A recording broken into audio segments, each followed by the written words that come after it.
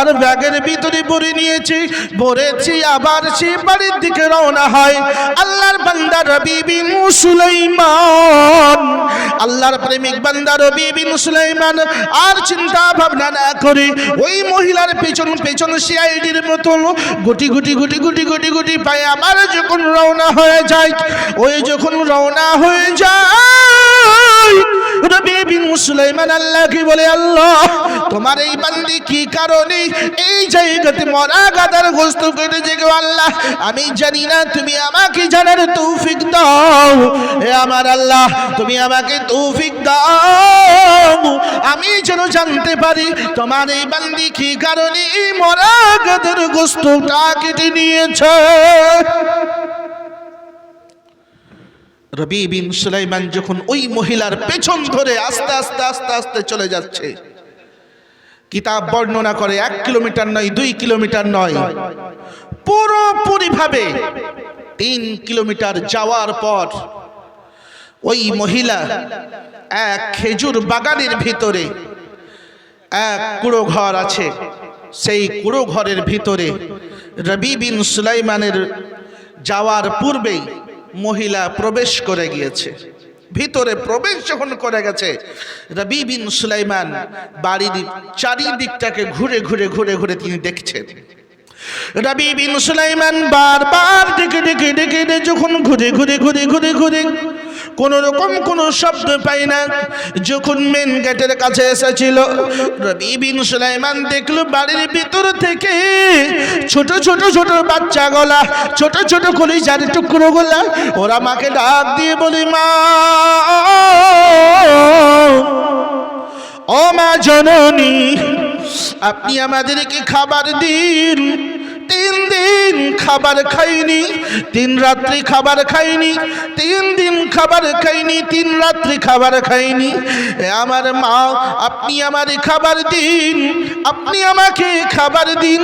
ওই সময় রবি বিন সুলাইমান করলেন কি, ওই মহিলাটার পুরো শব্দটা, বাচ্চাদের আর্তনাদ কান্না চিৎকার শুনলেন। শোনার পর রবি বিন সুলাইমান ওই জায়গাতে দাঁড়িয়ে গেলেন। বাবা দাঁড়িয়ে যাওয়ার পরে তিনি সর্বপ্রথম কি করলেন, সর্বপ্রথম ওই জায়গাতে মেন দরজায় দাঁড়িয়ে গিয়ে কি করলেন, সর্বপ্রথম তিনি সালাম দিয়ে বলেন, আসসালামু আলাইকুম ইয়া আহলাল বাইত।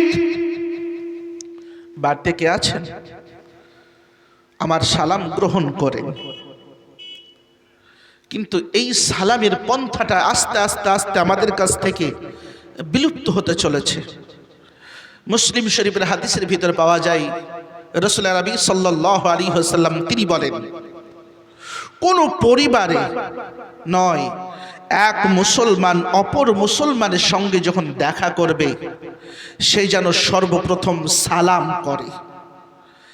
এক মুসলমান অপর মুসলমানের উপরে 6খানা হক আছে। এই 6খানা হকের ভিতরে প্রথম নম্বর হক হলো সালাম করা। কিন্তু এখন তো আমরা সালাম করি না। সালাম করি গো, সালাম আমাদের ভিতরে আছে।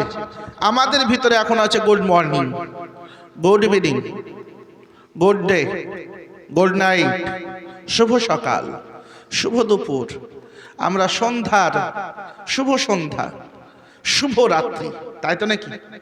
এটা বলে মানুষকে কিন্তু আমরা কথা বলে থাকি। আর তার চাইতে আরো এখন একটা সালাম পাওয়া যায়। কিছুদিন আগে একটা চায়ের দোকানে বসে আছি, সম্ভবত জানি না এপার বাংলার ওপার বাংলার কোন এক সিনেমার গান চলছিল, আসসালামু আলাইকুম বিহান সাহেব। কি কইছে? আসসালামু আলাইকুম বিহান সাহেব। তখন বিহান বলছে ওয়ালাইকুম আসসালাম বিহাই সাহেব। তার মানে সালাম দেওয়ার দরকার ছিল মারে, সালাম তারে দেয় না। সালাম দেওয়ার দরকার ছিল স্ত্রীরে, তারে সালাম দেয় না। সালাম দেওয়ার দরকার ছিল মেয়েকে, তারে সালাম দেয় না। সালাম দেওয়ার দরকার ছিল বোনকে, তারে সালাম দেয় না। সালাম দেওয়ার দরকার ছিল নানিমারে, তারে সালাম দেয় না। সালাম দেওয়ার দরকার ছিল দাদিমারে, তারে সালাম দেয় না। যাদেরকে সালাম দেওয়ার দরকার আছে তাদেরকে সালাম না দিয়ে সালাম দিচ্ছে আসসালামু আলাইকুম বিহান সাহেব। মানে কি বুঝতে পারছেন? যত সালাম বিহান আর বিহাই নেবে, বাকিগুলো সব ভূত হয়ে যাবে। কথা তাই তো নাকি? আর এখন তো বর্তমানে সালামের প্রচলন একেবারে আস্তে আস্তে অল্প হয়ে গেছে। যখনই আমরা ফোনে কথা বলি, হ্যালো কে বলছেন, আমরা কি সেই সময়তে পারি না আসসালামু আলাইকুম, কে বলছেন ভাইজান, আসসালামু আলাইকুম, সালাম কি দিতে পারি না? দেখতে পাচ্ছি এটা আমার বাবা ফোন করছে, আসসালামু আলাইকুম আব্বু আপনি বলুন, এটা কি বলতে পারি না? দেখতে পাচ্ছি আমার ভাই আমাকে ফোন দিয়েছে, আসসালামু আলাইকুম ভাইজান কিছু বলছেন আমাকে, এটাকে আমরা বলতে পারি না।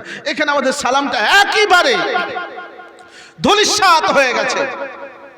আজ থেকে বিগত প্রায় কম বেশি 9 মাস আগের কথা বলি, ওপার বাংলা থেকে মেহমান এসেছিল আমাদের এখানে। ওরা বললো আমরা একটু লালবাগ বেড়াতে চাই।